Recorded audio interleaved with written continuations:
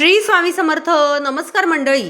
दर मंगळवारी घरात जाळा या दोन वस्तू, यामुळे दुःख, दरिद्री, साडेसाती, कर्ज किंवा कोणत्याही अन्य बाधा या सर्व अडचणी तुमच्या जीवनात असतील त्या संपतील आणि तुमच्या घरातून, तुमच्या जीवनातून दूर होतील. आपला परिवार आपल्या स्वतःच्या घरात सुखी राहावा, आनंदी राहावा, समाधानी राहावा. रोग, आजार, व्याधी आपल्या घराला त्रास द्यायला नको अशी प्रत्येकाची इच्छा असते.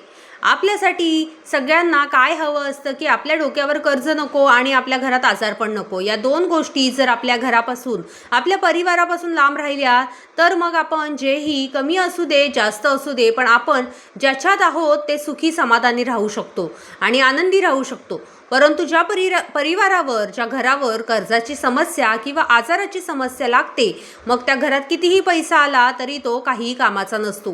कारण एका व्यक्तीला जरी त्रास झाला तरी संपूर्ण परिवाराला ते सोसावे लागते.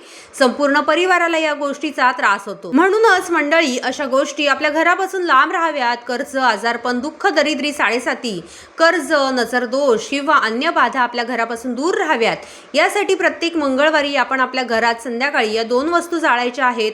जेव्हा आपण देवपूजा करतो 6:30-7च्या दरम्यान, त्यावेळेस आपण या वस्तू आपल्या घरात जाळू शकतो.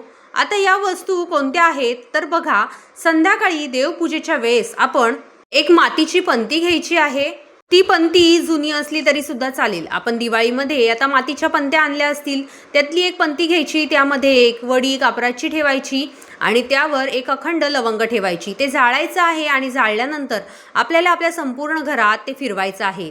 ज्या व्यक्तीने जाळलं त्याने आपल्या हातात घेऊन सगळा दिवा, तो पंती सगळ्या घरात फिरवायची आणि पुन्हा देवाऱ्याजवळ आणून ठेवायची आहे. दर मंगळवारी हा उपाय तुम्ही करा आणि जी उदी किंवा राख उरलेली असेल ती पाण्यामध्ये विसर्जन करायची आहे किंवा एका जागेवर जमा करून ठेवा आणि एकत्र जमा झाली की तुम्ही विसर्जन करू शकता. यासाठी तुम्ही एक डबी कापराची आणून ठेवा, 10 रुपयाची लवंग आणून ठेवा. अखंडित लवंग पाहिजे, कुठूनही तुटलेली फुटलेली लवंग नको. एक लवंग आणि एक कापूर दर मंगळवारी तुम्हाला जाळायचं आहे.